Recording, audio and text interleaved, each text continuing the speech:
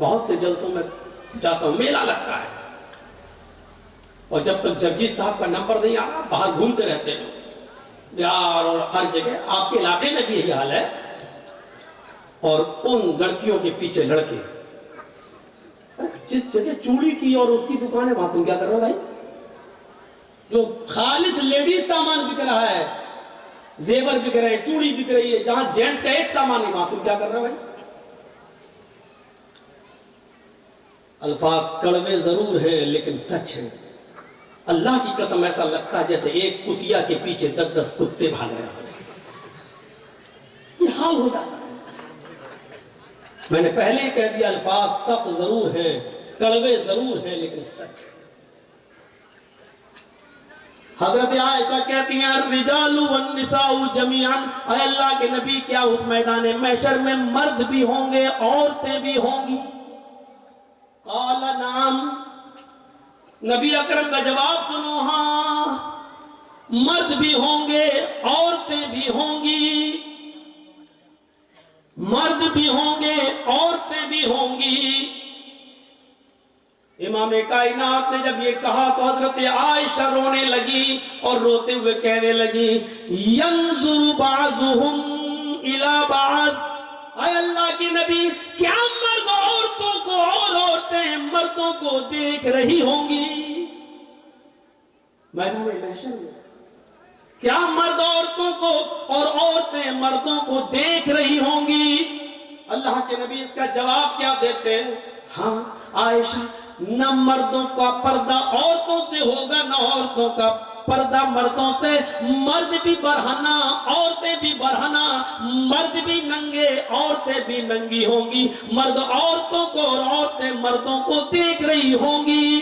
حضرت عائشہ نے کہا اے اللہ کے نبی تب تو عورتیں مارے شرم کے، تب تو لیڈیز مارے شرم کے مر جائیں گی جب مرد ان کی طرف نظریں اٹھا کے دیکھیں گے.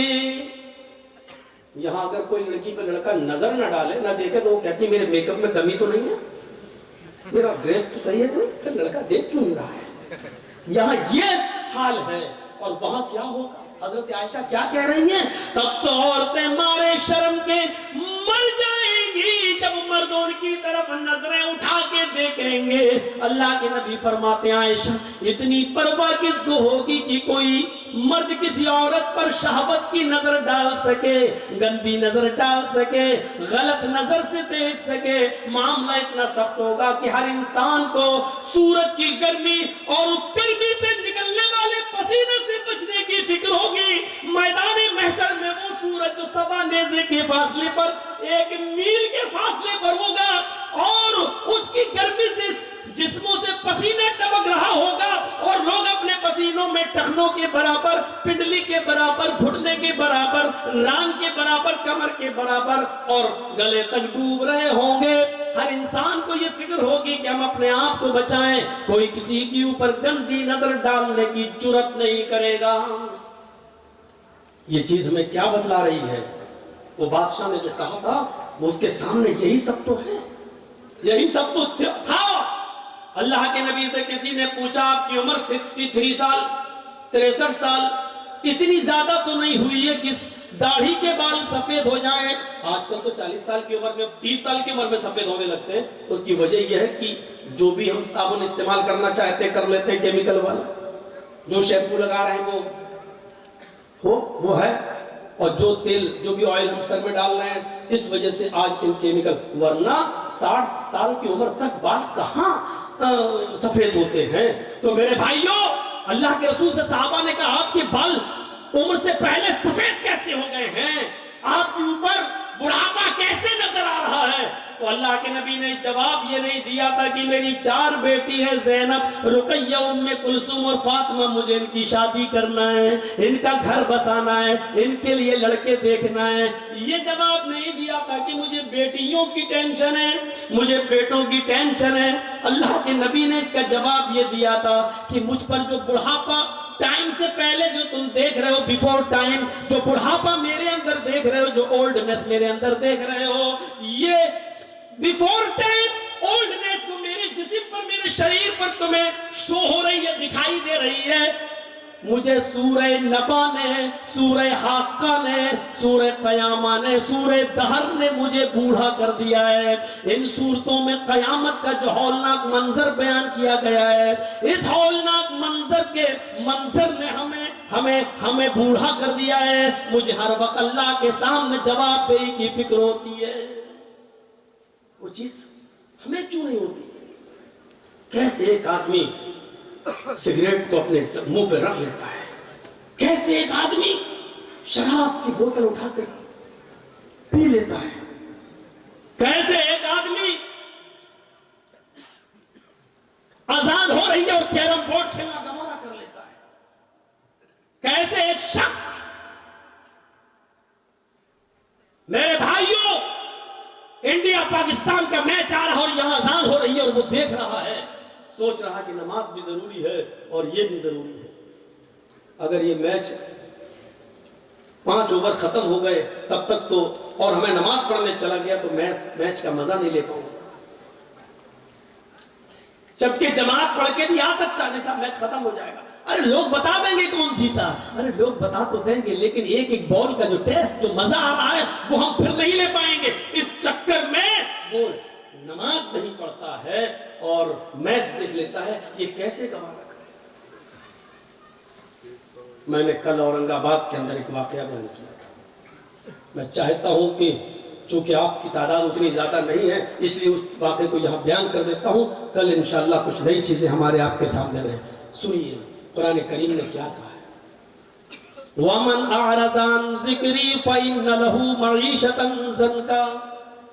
میں جانتا ہوں کہ بارش ہو چکی ہے، میں جانتا ہوں یہاں جو لوگ بیٹھے ہوئے ہیں وہ یقیناً ان کے دلوں میں ایمان ہے، اس لیے وہ بارش کے قطرات میں بھی یہاں بیٹھے ہوئے ہیں، اور اللہ کی قسم اوپر سے ٹپکنے والے پانی کی قطرے اور بوتے میرے اوپر بھی گر رہے ہیں۔ جب آپ بیٹھے ہیں تو مجھے سنانے میں کوئی حرج نہیں ہے، سنیے۔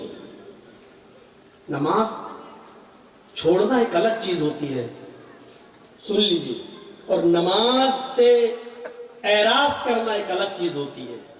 وَمَنْ أَعْرَضَ عَنْ ذِكْرِي، جس نے میرے ذکر سے اعراض کیا، مرد بھی سنیں عورتیں بھی سنیں، اور بہت آسان اردو اور ہندی میں،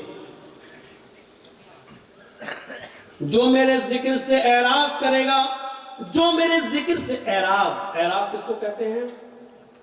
چلیے پہلے پتا، جو میرے ذکر سے نماز سے منہ پھیرے گا، منہ موڑے گا، فَإِنَّ لَهُ مَعِيشَةً ضَنْكًا، ہم اس کے لیے روزی تنگ کر دیں گے۔ روزی بند کر دیں گے نہیں کہا اللہ نے، روزی تنگ کر دیں گے، یعنی پیسہ تو بہت آئے گا اس کے پاس لیکن رکے گا نہیں۔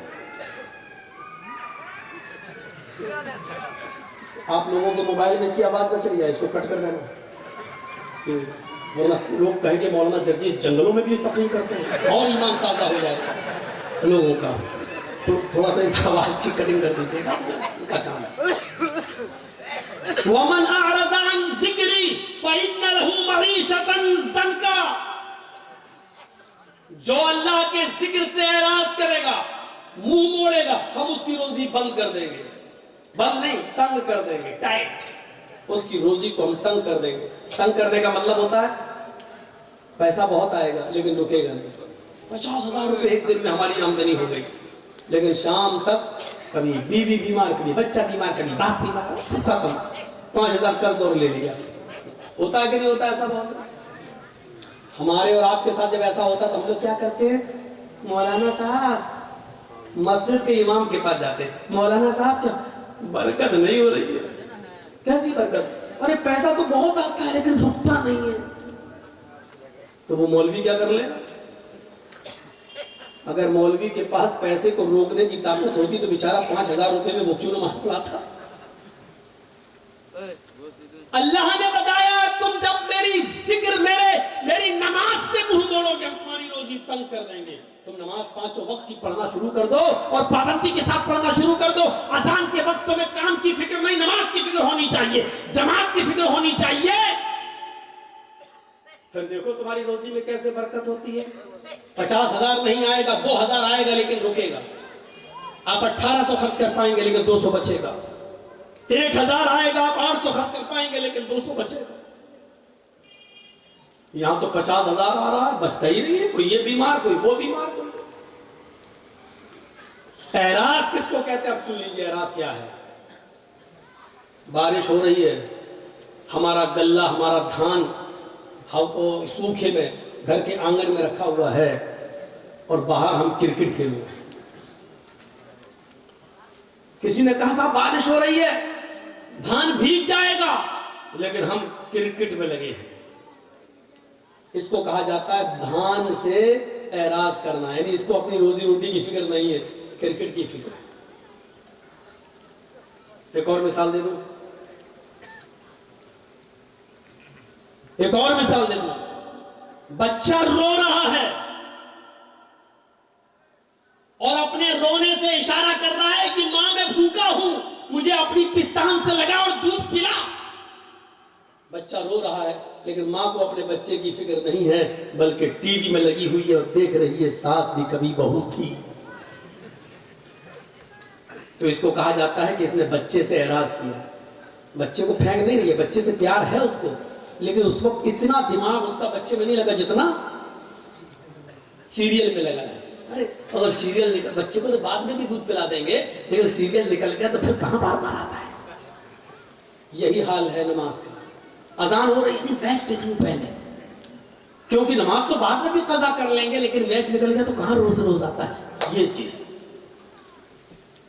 اس کو کہتے ہیں نماز سے اعراض۔ ہمارا مکان جل رہا ہے اور ہم کرکٹ کھیل رہے ہیں، کہا مکان جل رہا، ہمیں فکر ہونی چاہیے مکان کو بچانے کی۔ جو جل گیا جل جانے دو، جتنا بچ گیا کم سے کم اس کو پانی وانی ڈال کے اس کو بجھائیں، لیکن ہمیں اس کی فکر نہیں ہو رہی ہے، ہم کرکٹ کھیل رہے ہیں، کیرم بورڈ کھیل رہے ہیں۔ اس آدمی کو کہا جاتا ہے کہ اس نے اعراض کیا ہے اپنے مکان سے۔ اب آپ سمجھ گئے نا اعراض کس کو کہتے ہیں؟ جس وقت ہمیں جس چیز کی ضرورت ہے اس سے دور ہو جانا اور دوسری چیز میں لگے رہنا جو غیر ضروری ہے۔ اذان کی آواز آتی ہے حی علی الصلاۃ، اور ہم اس وقت میچ دیکھ رہے ہیں۔ یاد رکھیے گا اذان کی آواز سننے کے بعد آپ صرف 2 ہی کام کر سکتے ہیں، اس کے علاوہ تیسرا کام آپ کے لیے جائز نہیں ہے۔